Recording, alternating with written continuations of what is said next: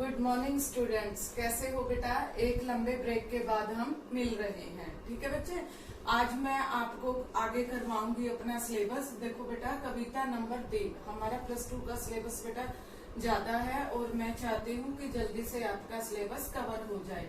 कविता number 3, कविता में भी आपकी दूसरी कविता में भी 2 पोयम थी, पहली में भी 2 पोयम थी और बेटा तीसरी में भी आपकी 2 पोयम निहित है। पहली पोयम का नाम है कविता के बहाने और दूसरी पोयम का नाम है बात सीधी थी पर। बात सीधी थी पर। हाँ जी, और ये कुंवर नारायण जी ने लिखी है। पहले मैं बेटा आपको कवि परिचय के बारे में थोड़ी सी जानकारी दूंगी। देखो बेटा, कुंवर नारायण जी का जन्म बेटा उत्तर प्रदेश में बेटा 1927 में हुआ था। उनकी प्रमुख रचनाएं चक्रव्यूह 1956 में उन्होंने अपनी प्रस्तुति दी थी। परिवेश हम तुम, अपने सामने, फिर थी कोई दूसरा नहीं, फिर इनकी आई इन दिनों। ये क्या थे? ये इनके काव्य संग्रह थे। काव्य संग्रह यानी कि कविताएं, काव्य संग्रह थे। आत्मजयी प्रबंध काव्य था। आकारों के आसपास कहानी संग्रह था। आकारों के आसपास क्या था? कहानी संग्रह है। आज से पहले समीक्षा, मेरे साक्षात्कार यानी कि सामान्य तौर पर उन्होंने लिखा था। उनको अनेक तरह के पुरस्कार भी दिए गए। प्रमुख पुरस्कारों में कौन कौन से पुरस्कार आते हैं? साहित्य अकादमी पुरस्कार, कुमारन आशान पुरस्कार, व्यास सम्मान, प्रेमचंद पुरस्कार, लोहिया सम्मान, कबीर सम्मान और ज्ञानपीठ पुरस्कार से इनको सम्मानित किया गया था। अब देखिए बेटा, न जाने कब से बंद। फिर इसके बाद इनको एक और इन्होंने कृति लिखी। एक दिन इस तरह खुला घर का दरवाजा, जैसे गर्दन ढकी, जैसे गर्द से ढकी एक पुस्तक यानी कि इनकी अलग अलग रचनाएं थी। कैसे? न जाने कब से बंद, एक दिन इस तरह खुला दरवाजा, पुरानी पुस्तक जैसे गर्द से ढकी। हाँ जी, गर्द से ढकी हर पुरानी पुस्तक खोलने की बात कहने वाले कुंवर नारायण ने सन 1950 के आसपास काव्य लेखन की शुरुआत की। यानी कि 1950 में उन्होंने काव्य लेखन की शुरुआत की। उन्होंने कविता के अलावा चिंतन परक लेख, कहानियां और सिनेमा तथा अन्य कलाकारों की समीक्षाएं भी लिखी हैं। किंतु कविता की विधा को उनके सृजन कर्म में हमेशा प्राथमिकता प्राप्त रही। नई कविता के दौर में जब प्रबंध काव्य का स्थान प्रबंधत्व की दावेदार लंबी कविताएं लेने लगी, तब कुंवर नारायण ने आत्मजयी जैसे प्रबंध काव्य रचकर भरपूर प्रतिष्ठा प्राप्त की। और आलोचक मानते हैं कि उनकी कविता में व्यर्थ का उलझाव है, यानी कि व्यर्थ की उलझने हैं, लेकिन वो डटे रहे। अखबारी सतहीपन तथा वैचारिक धुंध के बजाय संयम, परिष्कार और साफ सुथरापन है, उन्होंने ऐसा उनको समझाया। भाषा और विषय की विविधता उनकी कविताओं के विशेष गुण माने जाते हैं। उनमें यथार्थ का खुरदरापन भी मिलता है और उनका सहज सौंदर्य भी। सीधी घोषणाएं और फैसले उनकी कविताओं में ही नहीं मिलते, क्योंकि जीवन को मुकम्मल तौर पर समझने वाला एक खुलापन उनके काव्य स्वभाव की मूल विशेषता है। इसलिए संयम प्रश्नाकुलता की कविता के प्रमुख बीज माने जाते हैं। यानी कि संयम से अगर कोई काम लेता है तो वो बेटा सही रहता है। संयम से हमेशा काम करने चाहिए। कुंवर जी पूरी तरह से नागर संवेदना के कवि हैं। विवरण उनके यहाँ नहीं के बराबर हैं। विवरण उनके यहाँ न के बराबर हैं, पर व्यक्तिक और सामाजिक ऊहापोह का तनाव पूरी व्यंजकता से सामने आता है। एक पंक्ति में कहे तो उनकी तटस्थ वीतराग दृष्टि, नोच खरोच, हिंसा प्रति हिंसा के सहमे हुए एक संवेदनशील संवेदनशील मन के अल्हड़ के रूप में कविता पढ़ी जा सकती है। अब देखिए बेटा, मैं आपको पहली कविता बेटा कविता के बहाने से इसके बारे में कविता प्रवेश में बताना चाहूंगी कि कविता में क्या कुछ आया है। यहाँ पर कुंवर नारायण ने 2 कविताएं लिखी हैं, 2 कविताएं ली है। पहली कविता के बहाने ये कविता का नाम है, जो इन दिनों के संग्रह से ली गई है। आज का समय कविता के वजूद को लेकर आशंकित है। शक है कि यांत्रिक के दबाव से कविता का अस्तित्व नहीं रहा। ऐसे में यह कविता की अपार संभावनाओं को टटोलने का एक अवसर देती है। कविता के बहाने यह एक यात्रा है जो चिड़िया, फूल और बच्चे के जरिए आपको दिखाई गई है। एक और प्रकृति है, दूसरी ओर भविष्य की ओर कदम बढ़ाता हुआ बच्चा है। कहने की आवश्यकता नहीं कि चिड़िया की उड़ान सीमित होती है यानी कि जो चिड़िया होती है वो एक घर से दूसरे घर या फिर एक डाल से दूसरी डाल तक जाती है, या फिर वो थोड़ी बहुत ऊंचाई पर उड़ती है।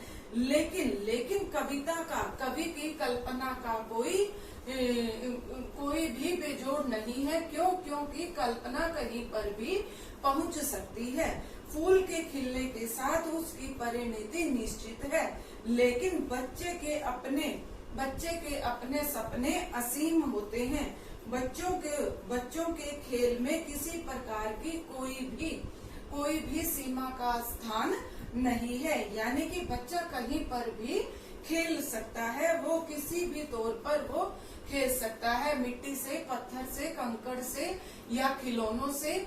ये उसके लिए कोई वक्त बेवक्त कुछ भी मायने नहीं रखता। और शब्दों के इस खेल में जड़, चेतन, अतीत, वर्तमान और भविष्य सभी उपकरण मात्र हैं। इसलिए जहाँ कहीं रचनात्मक ऊर्जा होगी, वहाँ सीमाओं के बंधन खुद ब खुद टूटते हुए प्रतीत होते हैं, यानी कि टूट जाते हैं।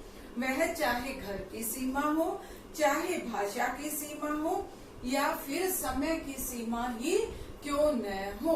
ठीक है बच्चे। बेटा, आज मैं आपको करवाने जा रही हूँ आपकी कविता का क्या नाम है? कविता के बहाने मैंने कुंवर नारायण जी के बारे में आप लोगों को उनकी जीवनी के बारे में बताया, किस प्रकार उन्होंने कविताएं लिखी, काव्य संग्रह लिखा उन्होंने। इतना हमारे पास गूढ़ साहित्य है कि जितना हम उसके गहराई में डूबते जाएंगे, उतने ही हम रस के मोती निकालते जाएंगे। हाँ जी, अब देखिए बेटा, मैं आपके सामने प्रस्तुत करने जा रही हूँ कविता के बहाने। कविता एक उड़ान चिड़िया के बहाने। कविता की उड़ान भला चिड़िया क्या जाने। बाहर भीतर इस घर उस घर, कविता के पंख लगा उड़ने के माने, चिड़िया क्या जाने। तो यहाँ पर कविवर क्या कहते हैं, मैं पहले आपको थोड़ा सा इसका प्रसंग बताऊंगी। इस प्रसंग में कैसे लिखना आपको प्रसंग। प्रस्तुत काव्यांश हमारी पाठ्य पुस्तक आरोह भाग 2 में संकलित कविता के बहाने से लिया गया है। इसके रचयिता कुंवर नारायण जी हैं। कवि कविता की यात्रा के बारे में बताता हुआ कहता है कि जो चिड़िया, फूल से लेकर बच्चे तक की है। कवि का मानना है कि रचनात्मक ऊर्जा की सीमा के बंधन लागू नहीं होते। यहाँ पर क्या बताया है कि जो कवि कल्पना करता है उसके लिए कोई भी बंधन नहीं है, किसी प्रकार की कोई भी सीमा मायने नहीं रखती। हाँ जी, अब देखो बेटा, कविता एक उड़ान है चिड़िया के बहाने। कविता की उड़ान भला चिड़िया क्या जाने, बाहर भीतर इस घर उस घर, कविता के पंख लगा उड़ने के माने, कविता क्या जाने। हाँ जी, तो बेटा अब देखिए बेटा, इसमें क्या बताया गया है। कवि कहता है कि कविता कल्पना की उड़ान है। जो कविता है वो कल्पना की उड़ान है। कवि के मन में अनेक तरह के ख्याल आते हैं और उन ख्यालों के जरिए वो लेखनी से उनको लिख डालता है। और इसमें क्या कहता है कि ये जो कल्पना की उड़ान है, इसे सिद्ध करने के लिए वह चिड़िया का उदाहरण देता है। कविता एक उड़ान है, यानी कि कल्पना कर रहा है और उसको चिड़िया के बहाने उसको जताने की कोशिश कर रहा है। कविता की उड़ान भला चिड़िया क्या जाने। हाँ जी, अब चिड़िया के बारे में बताया है कि चिड़िया को क्या पता, चिड़िया तो कभी बाहर आती है कभी भीतर आती है। चिड़िया के पंख अपने पंखों के द्वारा वो उड़कर एक अपनी उसकी जो शक्ति होती है, उस शक्ति की सीमा में रहकर ही वो यहाँ से वहाँ फुदकती रहती है, यहाँ से वहाँ उड़ती रहती है, या इस घर से उस घर की ओर जाती है। उसे तो कवि की कल्पना के बारे में पता ही नहीं कि कल्पना की जो उड़ान है वो सीमा रहित है। वो क्या है, वो सीमा रहित है। किंतु कवि की कल्पना का दायरा तो असीमित होता है। क्यों? क्योंकि एक बेटा पंक्ति है, जहाँ न पहुँचे रवि वहाँ पहुँचे कवि, यानी कि कवि अपनी कल्पना के जरिए कहीं पर भी पहुँच जाता है। चिड़िया घर के अंदर बाहर एक दूसरे के घर में इधर उधर उड़ती हुई रहती है, परंतु कविता की उड़ान तो बहुत ही व्यापक होती है, विस्तृत होती है, फैली हुई होती है। कवि के भावों की कोई सीमा नहीं है, कवि के भावों की कोई भी सीमा नहीं है, और जो भी उसको भाव मिलता है और वो झट से लेखनी शुरू कर देता है, लिखना शुरू कर देता है। हाँ जी, कविता के पंख लगा उड़ने के मायने, चिड़िया क्या जाने, उसकी उड़ान चिड़िया की उड़ान से कहीं आगे है। यहाँ पर बेटा क्या बताया गया है, इस पहरे में यही बताया गया है कि चिड़िया की उड़ान कैसी है। चिड़िया की उड़ान ऐसी है कि उसके पंखों में जितनी शक्ति है वो अपने सामर्थ्य के अनुसार ही उड़ सकती है। या तो वो यहाँ से वहाँ जा सकती है, या एक घर से दूसरे घर जा सकती है, या एक पेड़ से दूसरे पेड़ जा सकती है। इस प्रकार उसकी जो शक्ति है वो सीमित है, वो कहीं न कहीं सीमित है। लेकिन कवि की जो कल्पना है वो सीमित नहीं है। कवि की कल्पना कैसी है? कवि की कल्पना अपार है, व्यापक है, फैली हुई है। ठीक है बच्चे, अब देखिए इस पहरे की, इस बेटा कविता का जो पहला पहरा था, इसकी विशेषता मैं आपके सामने रखती हूँ। कविता की अपार संभावनाओं को बताया गया है, यानी कि जताया गया है। भाषा कैसी है? सरल, सहज और खड़ी बोली का सशक्त प्रयोग किया गया है। चिड़िया क्या जाने, इसमें क्या है? प्रश्न अलंकार है। कविता का मानवीयकरण किया गया है। और बेटा फिर इसमें क्या है कि कविता की उड़ान भला में अनुप्रास अलंकार का प्रयोग किया गया है। मैं आपको साथ के साथ इस पहरे से रिलेटेड प्रश्न उत्तर भी बोल देती हूँ। हाँ जी, कविता एक उड़ान है चिड़िया के बहाने, पंक्ति का भाव स्पष्ट करें। दूसरा है चिड़िया कहाँ कहाँ उड़ती है। तीसरा प्रश्न बनता है कविता की उड़ान व चिड़िया की उड़ान में क्या क्या अंतर है।